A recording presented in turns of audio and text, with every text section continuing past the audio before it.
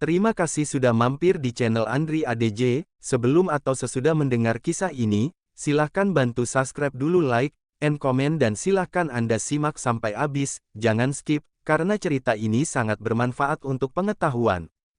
Di masa lalu, Indonesia memiliki banyak kerajaan, dari ujung barat hingga timur Nusantara. Kerajaan-kerajaan tersebut dipimpin oleh raja-raja. Beberapa raja di Nusantara seperti Raja Pajajaran, Raja Surakarta dan Raja Majapahit mempunyai banyak istri, bahkan ada yang melebihi 100 orang. 1. Prabu Siliwangi. Prabu Siliwangi merupakan raja kerajaan Pajajaran yang memerintah di tahun 1482 sampai 1521. Raja dengan nama lengkap Prabu Dewanta Prana Sri Baduga Maharaja ini adalah anak Prabu Dewa Niskala asal Ciamis, Jawa Barat. Dalam buku Babat Pakuan atau Babat Pajajaran II yang dipublikasikan oleh Departemen Pendidikan dan Kebudayaan tahun 1977, jumlah istri Prabu Siliwangi sebanyak 151 orang. Salah satu nama istri Prabu Siliwangi yang terkenal adalah Nyai Ambedkasi atau Nyai Rambut Kasih. Ia digambarkan sebagai sosok perempuan tangguh dan pemberani, dengan paras cantik serta berambut panjang. Bahkan, tidak ada satupun yang mampu menandingi kecantikannya pada masa itu. Prabu Siliwangi merupakan salah satu raja termasyhur di tanah Sunda. Prabu Siliwangi diidentifikasi sosoknya adalah Sri Baduga Maharaja. Sosoknya disebut memiliki istri yang cantik jelita. Prabu Siliwangi dinikahkan oleh Ki Gedeng Tapa yang menjadi penguasa wilayah di bawah Pajajaran. Perihal sosok Prabu Siliwangi dan istrinya Nyai Subanglarang dikisahkan pada naskah Purwaka Caruban, sebagaimana dikutip dari Melacak Sejarah Pakuan Pajajaran dan Prabu Siliwangi, tulisan Saleh Danasasmita.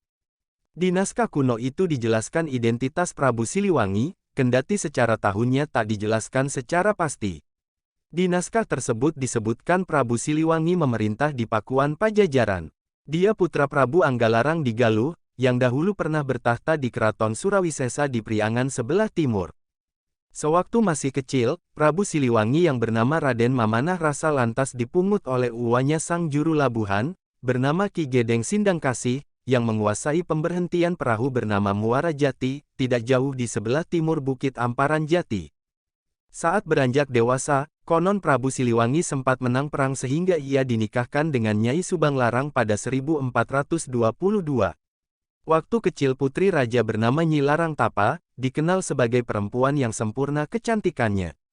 Bahkan beberapa sumber mendeskripsikan kecantikan Nyai Subanglarang seperti bulan tanggal 14 cahaya wajahnya.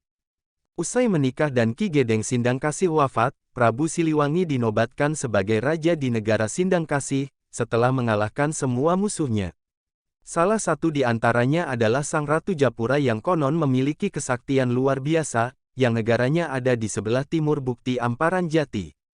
Tak lama dari waktu itu akhirnya konon Prabu Siliwangi dinobatkan menjadi raja di Pakuan Pajajaran oleh uwanya. Diresmikanlah namanya menjadi Sang Prabu Dewatawi Sesa, tempat tinggalnya di keraton yang disebut Sang Bima. Setelah itu konon Nyai Subanglarang dibawa pindah ke keraton tersebut. Berdasarkan Purwaka Caruban itu juga dikatakan Prabu Siliwangi memiliki ciri-ciri keturunan Galuh, sewaktu mudanya tinggal di Keraton Surawisesa di Priangan Timur. Ia kemudian menjadi Raja Pakuan Pajajaran tinggalnya di keraton yang disebut Sang Bima. 2. Pakubuwono X. Surakarta pernah memiliki raja dengan masa pemerintahan paling lama, yakni Pakubuwono X. Melansir jurnal berjudul Pakubuwono X, Politik Oportunisme Raja Jawa, 2021, diketahui bahwa Pakubuwono X memerintah pada tahun 1893 sampai 1939, atau selama 46 tahun. Surakarta mengalami banyak perubahan dan pembangunan di masa pemerintahannya. Apalagi, terkait dengan pembangunan fasilitas umum dan tempat budaya. Sementara itu, berbagai sumber menyebutkan, Pakubuwono X mempunyai 2 permaisuri dan 39 selir. Dari selir-selirnya itu, sang raja mempunyai 63 anak.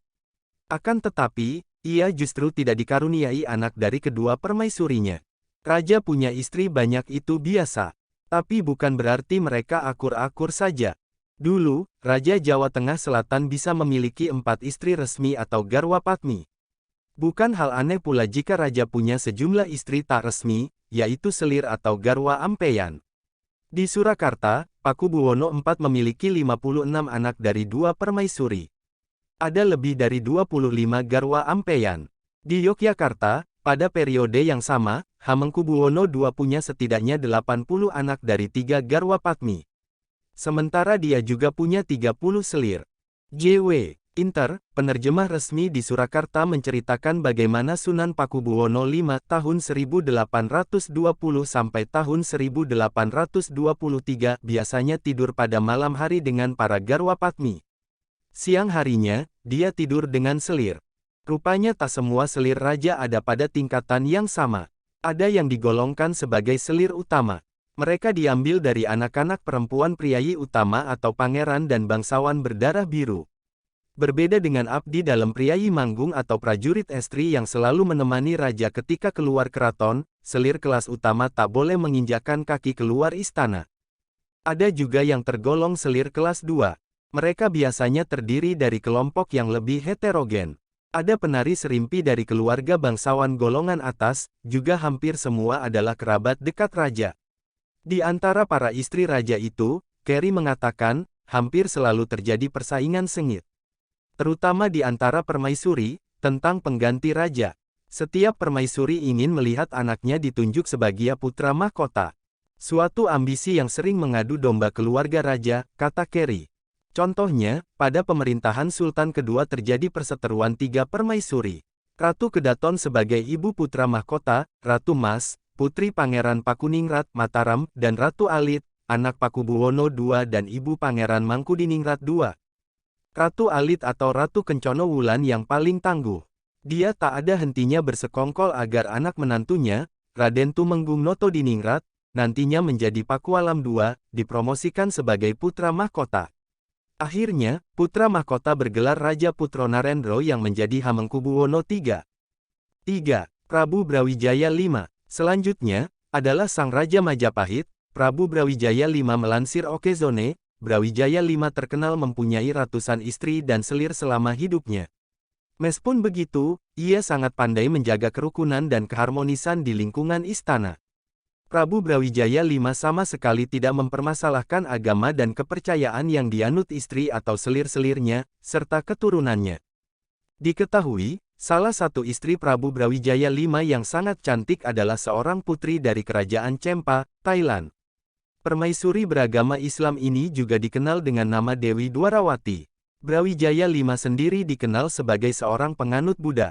Keputusan Raja Majapahit periode terakhir yaitu Bre Kertabumi atau biasa disebut dengan Prabu Brawijaya V untuk menikahi putri sulungnya Retno Pembayun dengan adipati dari Pengging yaitu Ki Ageng Pengging ternyata berbuah manis. Prabu Brawijaya V berpikir putri sulungnya tersebut akan lebih senang dan tentram apabila dinikahkan dengan pria yang mempunyai latar belakang keyakinan yang sama yaitu Islam. Mengutip dari buku Brawijaya Moksa detik-detik akhir perjalanan hidup Prabu Majapahit, tak ada ganjalan sedikit pun dalam menerima adipati Pengging sebagai menantunya. Setelah melalui pembicaraan dari kedua belah pihak, akhirnya diputuskanlah waktu pernikahan mereka. Banyak para tamu undangan memuji ketampanan dan kecantikan mempelai. Lalu, mereka pun antri panjang untuk mengucapkan selamat atas perkawinan mereka. Sebagai Prabu dari Pengging, Ki Ageng Pengging sangat dekat dengan Prabu Brawijaya V karena daerah Pengging saat itu juga merupakan wilayah kekuasaan Majapahit. Saat di Pengging, Retno Pembayun lebih dikenal dengan nama Ratu Ayu Handayaningrat. Perkawinan Ki Ageng Pengging dengan Dewi Retno Pembayun nampaknya sangat harmonis, apalagi keduanya sudah mengetahui rambu-rambu perkawinan sebagaimana diatur dalam agama Islam. Bukan hanya Prabu Brawijaya V dan Ratu Dwarawati saja yang merasakan kebahagiaan pasangan itu, bahkan, adik dari Retno Pembayun yaitu Dewi Chandrawati pun juga sempat merasa iri atas ketenteraman dan kebahagiaan pasangan kakaknya. Lebih-lebih tatkala mempelai tersebut telah dikaruniai momongan yaitu bayi laki-laki yang sehat namanya Kebo Kenanga. Diceritakan Kebo Kenanga kelak akan menjadi penguasa Pengging yang disebut dengan Ki Ageng Pengging II. Nantinya ia akan mempunyai keturunan yang dikenal dengan nama Joko Tingkir. Terima kasih, sekali lagi semoga menjadi pengetahuan, cerita ini dilansir dari berbagai sumber sejarah, Mohon maaf bila ada kesalahan, subscribe dulu ya sebelum meninggal video ini.